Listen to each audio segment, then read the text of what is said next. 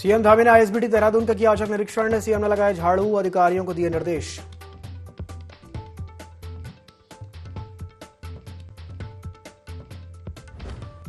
CM Dhami ने सचिवालय में की राज्य सड़क सुरक्षा परिषद की बैठक। सीएम ने उत्कृष्ट काम करने वालों को किया सम्मानित, अधिकारियों को सड़क सुरक्षा को लेकर किया निर्देशित।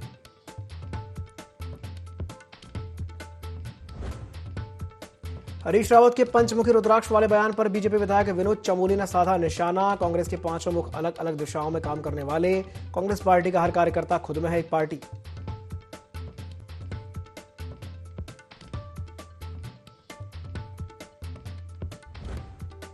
विकासनगर अंतर्गत बाड़वाला जुड्डो मार्ग पर खाई में गिरी पिकअप वाहन। हादसे में वाहन चालक की मौके पर ही मौत और एक व्यक्ति घायल।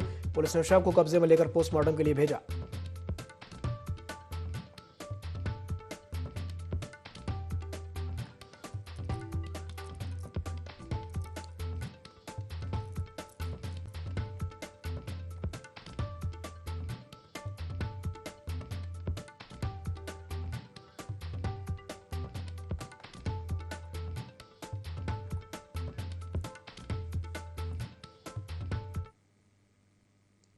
नमस्कार, ID24 में आप सभी का स्वागत है। मैं हूं आपके साथ दिव्यांशु जोशी। तो मुख्यमंत्री पुष्कर सिंह धामी आईएसबीटी देहरादून पहुंचे हैं। सीएम धामी ने आईएसबीटी का औचक निरीक्षण किया है। सीएम धामी ने अधिकारियों को निर्देश भी दिए हैं।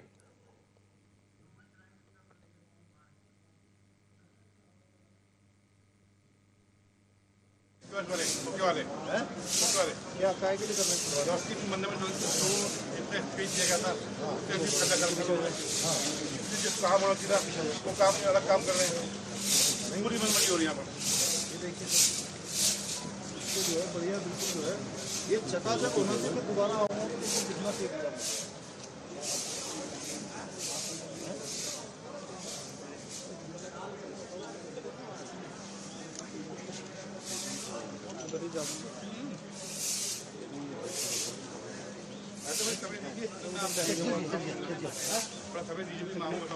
आप समय लेके आइए, कहीं दिक्कत है क्या? दिक्कत है आप देखा करिए, बंशीधर जी इसको देखिए, लगाइए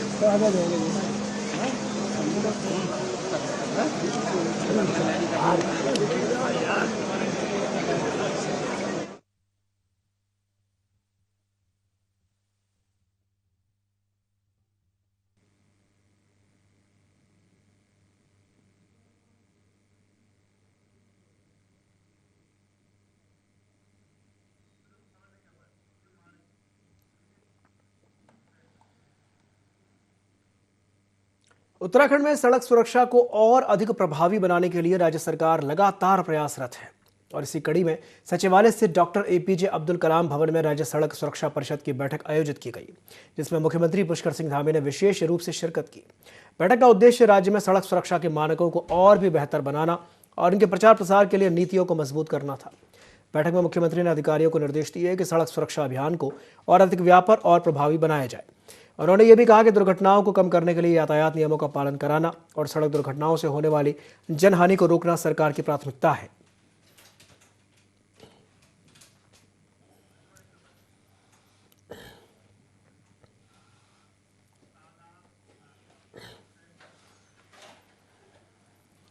उत्तराखंड वक्फ बोर्ड के अध्यक्ष शादाब शम्स ने बिहार चुनाव परिणामों पर प्रतिक्रिया देते हुए कहा कि इस चुनाव ने यह स्पष्ट कर दिया है कि अब मुस्लिम समाज गुमराह नहीं होगा। उन्होंने आरोप लगाया कि तेजस्वी यादव वक्फ अमेंडमेंट एक्ट को डस्टबिन में फेंकने की बात कर रहे थे, लेकिन जनता ने उन्हें ही डस्टबिन में फेंक दिया। शम्स ने दावा किया कि ताज़ा सर्वे के मुताबिक पसमानदा समाज के 14% वोट में से लगभग 7% वोट एनडीए को मिले हैं, जो कि यह दर्शाता है कि गरीब और पसमानदा मुसलमानों ने वक्फ एक्ट और केंद्र सरकार की नीतियों का समर्थन किया है। उन्होंने कहा कि वक्फ से जुड़ी गड़बड़ियों और माफिया पर अंकुश लगाने की उम्मीद प्रधानमंत्री नरेंद्र मोदी की सरकार ने जगाई है और यही भरोसा चुनाव परिणामों में भी दिखा है।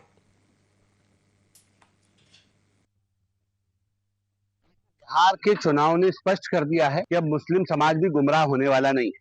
ये वही तेजस्वी यादव हैं जिनको जो बहुत बड़ा आजाद मैदान में सम्मेलन करके कह रहे थे, ये जो वक्फ अमेंडमेंट एक्ट उम्मीद आया है हम इसे डस्टबिन कर देंगे। प्रदेश की जनता ने उन्हें डस्टबिन कर दिया। जो नए सर्वे आए हैं उनमें स्पष्ट हुआ है कि पसमानदा समाज का 14% वोट बिहार में है, जिसमें से 7% वोट एनडीए को मिला है।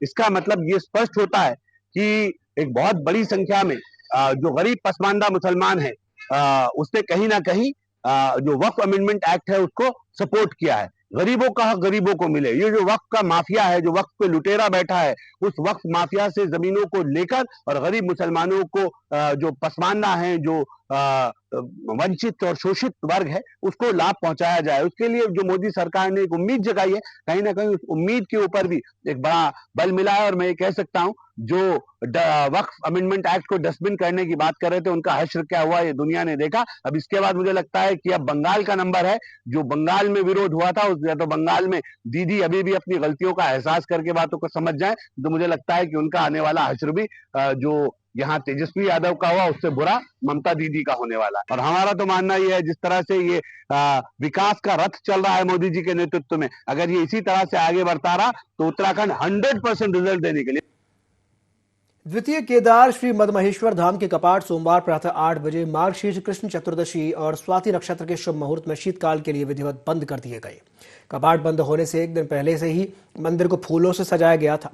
इस पवित्र अवसर पर 350 से ज्यादा श्रद्धालु, बीकेटीसी के अधिकारी, कर्मचारी, वन विभाग और प्रशासन के प्रतिनिधि उपस्थित रहे।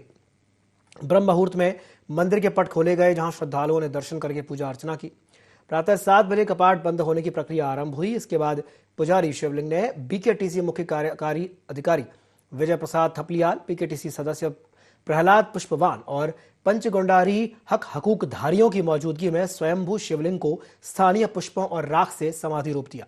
इसके बाद प्रातः 8 बजे मदमहेश्वर जयघोष के साथ कपाट शीतकाल के लिए बंद कर दिए गए।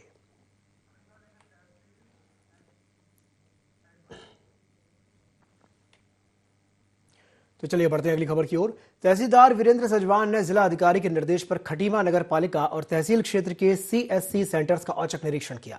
निरीक्षण में कई सीएससी सेंटर बंद मिले, जबकि कुछ की आईडी एक स्थान की होने के बावजूद केंद्र दूसरी जगह संचालित पाया गया। सरकार के द्वारा जारी 3 साल के स्थायी प्रमाण पत्र की भी जांच की जा रही है। कुछ केंद्रों द्वारा नाम पते में गलत जानकारी चढ़ाने की शिकायतें भी सामने आई है। तहसीलदार ने स्पष्ट किया कि गड़बड़ी मिलने पर सीएससी सेंटरों पर सख्त कार्रवाई की जाएगी।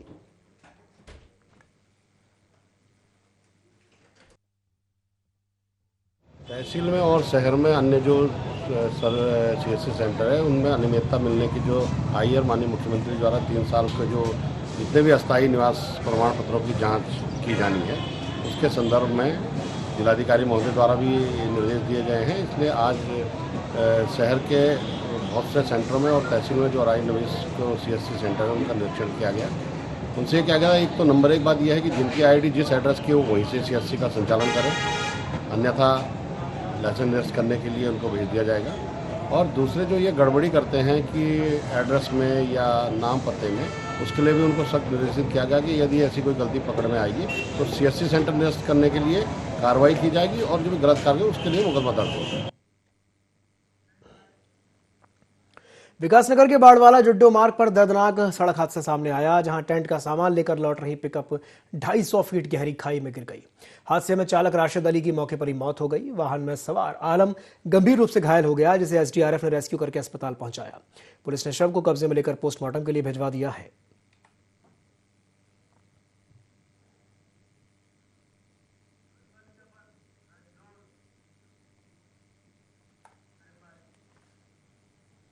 बीते बुधवार को चंपावत के लोहाघाट ब्लॉक स्थित मंगोली ग्राम सभा में गुलदार के हमले में एक ग्रामीण की मौत से दहशत फैल गई।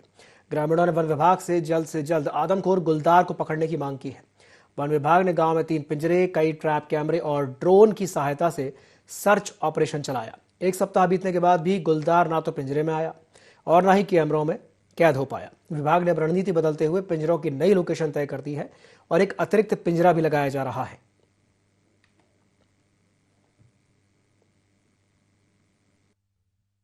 मंगोली गांव में जो 12 तारीख को गुलदार द्वारा भुवन नाम संरक्षित देवराम मार दिया था, उसके संबंध में हमारा दिनांक 12 की रात्रि से ही पिंजरे लगा दिए गए थे। वर्तमान में हमारे द्वारा क्षेत्र में 4 पिंजरे लगाए गए हैं। ड्रोन कैमरे से निगरानी की जा रही है, ट्रैप कैमरा लगाए जा रहे हैं और क्षेत्र में हमारे द्वारा गुलदार के पग चिन्ह भी चिन्हित किए गए हैं। और जो लोगों द्वारा बताया जा रहा है कि वो टाइगर है, वो टाइगर नहीं है, वो गुलदारी है। और हम लोगों से ये निवेदन करते हैं कि वो वन विभाग को सहायता करें और अपने समय पर रात्रि से पहले अपने घरों में चले जाएं और जंगलों में अन्यत्र न घूमें। बिहार विधानसभा चुनाव में एनडीए ने बहुमत हासिल किया है। एग्जिट पोल द्वारा भी अनुमानित किया गया था कि इस चुनाव के दौरान महिलाओं का विशेष समर्थन मिला है। तो वहीं प्रदेश बीजेपी के महामंत्री कुंदन परिहार का कहना है कि केंद्र से लेकर के राज्यों में उपस्थित बीजेपी सरकार के द्वारा महिलाओं के हित में अनेकों कार्य किए गए हैं। साथ ही अनेकों लाभकारी योजनाओं का निर्माण किया गया है। महिलाओं का अटूट विश्वास भारतीय जनता पार्टी से जुड़ा हुआ है, जिसके कारण उत्तराखंड के बीते विधानसभा चुनाव में और हाल ही में हुए बिहार विधानसभा चुनाव में महिला वोटर्स ने विजयी बनाकर के अपने विश्वास को दर्शाया है।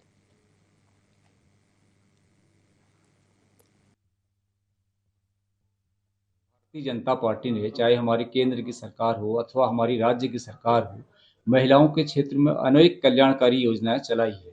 और आपने जो उत्तराखंड में विधानसभा चुनाव हुआ उसमें भी देखा कि महिलाओं का भारतीय जनता पार्टी को बड़ी मात्रा में वोट प्राप्त हुआ और बिहार के चुनाव में भी यही देखने को मिला है। हम समझते हैं कि महिलाओं का जो मातृशक्ति का भारतीय जनता पार्टी के प्रति विश्वास है, वो विश्वास 2027 में भी उसका प्रकटीकरण होगा और बड़ी मात्रा में मातृशक्ति का वोट भारतीय जनता पार्टी को ही मिले। उत्तराखंड राज्य स्थापना दिवस के दिन प्रधानमंत्री नरेंद्र मोदी के द्वारा राज्य के विकास के लिए दिए गए सुझावों पर धामी सरकार ने आगे बढ़ना शुरू कर दिया है और इसी के तहत एक जिला एक मेला योजना के तहत चयनित स्थानीय सांस्कृतिक मेले को राजकीय मेले का दर्जा दिया जाएगा। इसके आयोजन का खर्च भी सरकार ही उठाएगी। इसके साथ ही राज्य में योग, आध्यात्म, आयुर्वेद हब बनाने के लिए हर ब्लॉक के एक गांव को आध्यात्मिक गांव के रूप में विकसित किया जाएगा।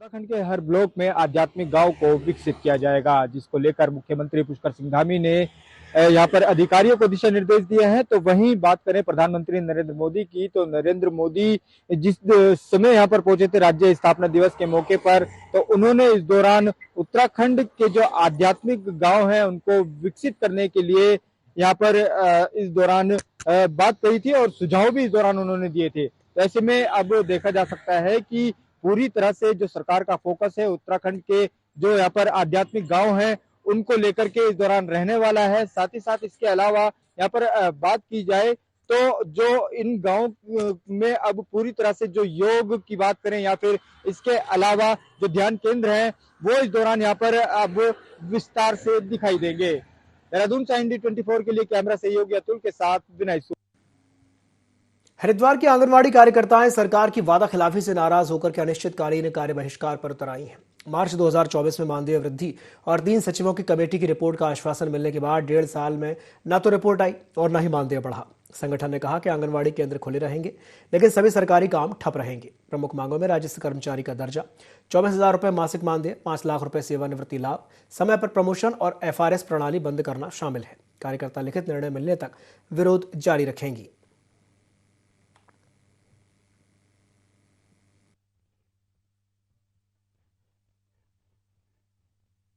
आंगनवाड़ी केंद्र कुमार जिला कंट्रोल है और 2024 में भी हम लोगों ने स्थानीय सरकार से अपने मानदेय की लड़ाई के लिए ना धरना प्रदर्शन किया था। सब लोगों ने मिलकर तभी भी उन्होंने एक कमेटी बनाने का आश्वासन देकर छोड़ दिया और उसके बाद उसका कोई निष्कर्ष नहीं मिला कि क्या रिजल्ट है, कुछ नहीं बताया।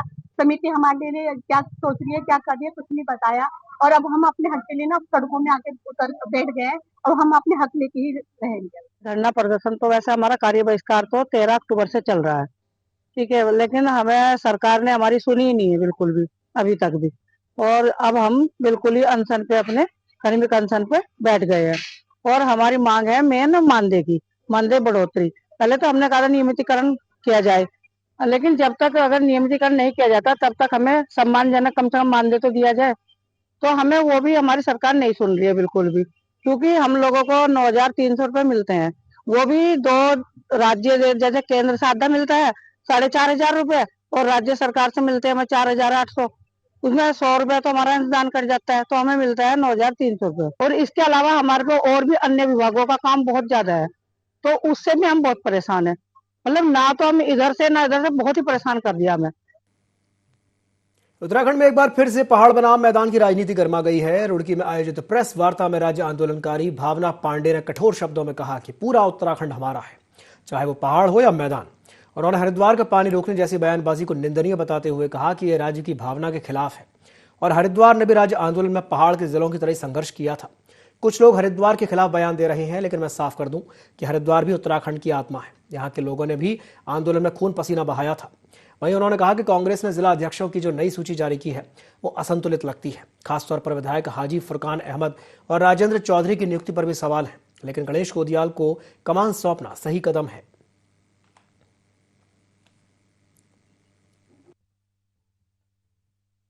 सही कहा, ये कोई गलत नहीं कहा, मैं उसके पास से सहमत हूँ।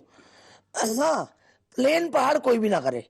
मैं शहजाद भाई को भी कहना चाहती हूँ और किशोर उपाध्याय को कहना चाहती हूँ। जैसे किशोर उपाध्याय का एक बयान आ रहा था कि हम क्या कहते हैं पानी बंद कर देंगे। अरे हिंदुस्तान पाकिस्तान है क्या ये? तुम पानी बंद करो, शर्म नहीं आती है? मैं किशोर भाई से कहना चाहती हूँ, एक मंच में हम दोनों थे, क्या उस समय तो कोई बात नहीं आई थी कि हमें हरिद्वार नहीं चाहिए? मैं भी तो 17 दिन आपके साथ बैठी हूँ किशोर भाई, 17 दिन मंच पे बैठी हूँ आपके साथ 24 अकबर रोड पे। तो मैंने तो उस समय हम लोगों ने नहीं कहा कि हमें हरिद्वार मत दो। हरिद्वार भी हमारा, लक्सर भी हमारा, भगवानपुर भी हमारा। और कोई भी नेता यहाँ प्लेन पर पहाड़ की राजनीति ना करे। ये सही कहा कि जो पहाड़ की बात करते हैं वो प्लेनों में कोठियां बना। नशा मुक्त भारत अभियान के 5 साल पूरे होने के उपलक्ष्य में देहरादून में राज्य स्तरीय कार्यक्रम आयोजित किया गया। सीएम धामी ने शिरकत करके दीप प्रज्वलित करके कार्यक्रम का शुभारंभ किया। सीएम धामी ने कार्यक्रम के दौरान राज्य स्तरीय प्रतिभागियों को सम्मानित किया, साथ ही संबोधित करके नशे के खिलाफ लड़ने की भी शपथ दिलाई। सीएम धामी ने कहा कि सरकार भी ड्रग्स फ्री उत्तराखंड के निर्माण के लिए मिशन मोड में काम कर रही है। नशे के दुष्प्रभावों को कम करने के लिए व्यापक जागरूकता अभियान चलाए जा रहे हैं। साथ ही मादक पदार्थों की रोकथाम के लिए कठोर कार्रवाई भी की जा रही है।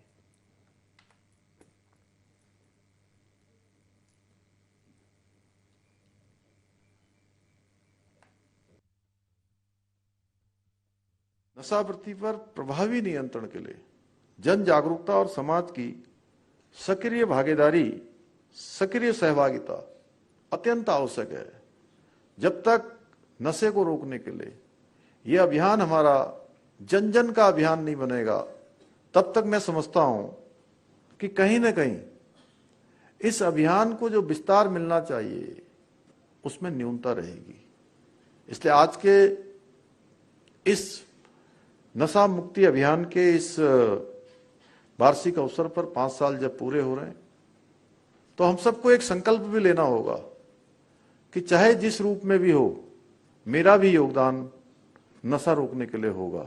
इसके अलावा हमारी सरकार द्वारा समाज के विभिन्न वर्गों, विशेषकर युवाओं के बीच नशे के दुष्परिणामों को लेकर जन जागरूकता अभियानों का संचालन किया जा रहा है। हमने राज्य के प्रत्येक जनपद के शिक्षण संस्थानों में एंटी ड्रग्स कमेटियों का गठन किया है, जिनमें जागरूक विद्यार्थियों, अभिभावकों, शिक्षकों तथा प्रधानाचार्यों को सदस्य के रूप में सम्मिलित किया गया है।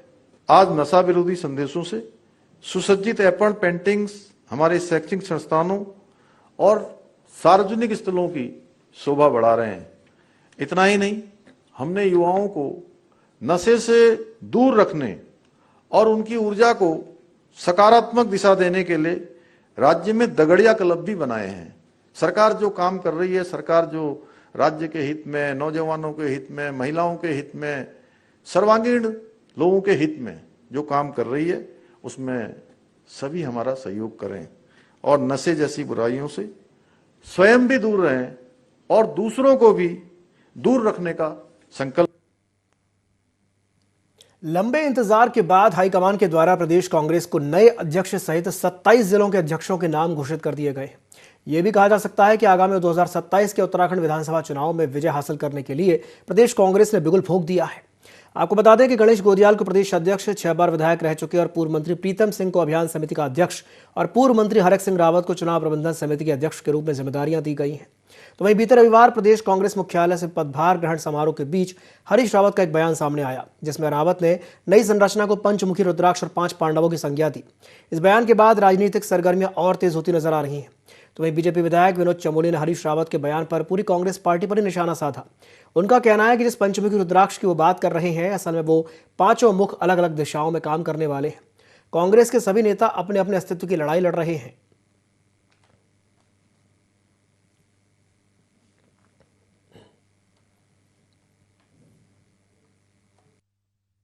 बधाई देता हूं जो नई टीम इस समय एआईसीसी ने दी है, नेतृत्व ने दी है, उनको बहुत बहुत बधाई है।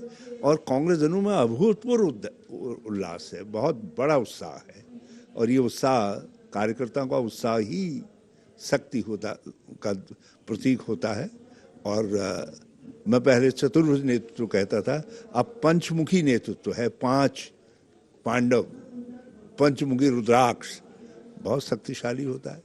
5 पांडव सब पे भारी थे, वैसे ये जो पंचमुखी हमारा नेतृत्व है ये भाजपा पर बहुत भारी हो रही है। पंचमुखी रुद्राक्ष की बात करें, 5 मुंह तो हैं लेकिन अलग अलग दिशाओं में है। सब लोग अपने अपने अस्तित्व की लड़ाई लड़ते हैं। मैं कांग्रेस में भी मैं तो ये मानता हूँ कि कांग्रेस में हर व्यक्ति एक पार्टी है, कि कांग्रेस में जो भी लीडर उभरता है वो अपने लिए वहाँ पर काम शुरू कर देता है और वो अपनी एक फैन फॉलोइंग बनाता है और उसके बाद उसके साथ में आगे बढ़ता है। तो कांग्रेस में गुटबाजी स्वाभाविक है क्योंकि उनके मूल में है। जहाँ तक हमारी पार्टी का सवाल है, हमारे संगठन आधारित पार्टी है, हमारे व्यक्ति का महत्व नहीं है, संगठन का महत्व है। तो संगठन इतना मजबूत है कि कांग्रेस कहीं पासंग भी नहीं है। और इसी में एक बयान हरीश रावत जी का भी एक बार आया था कि जो हम कोई भी काम करते हैं तो इनके सोशल मीडिया वॉरियर जो हैं वो हमारी धज्जियां उड़ा देते हैं। हमारे सोशल मीडिया के कार्यकर्ताओं को एक वॉरियर के रूप में कांग्रेस ने देखा है, तो वो समझते हैं कि हमारी डेप्थ क्या है, हमारी ताकत क्या है और उनको मालूम है वो कहाँ स्टैंड करते हैं, हम लोग कितना आगे तक रहते हैं। इसी के साथ बुलेटिन में फिलहाल के लिए इतना ही। दीजिए इजाजत, नमस्कार।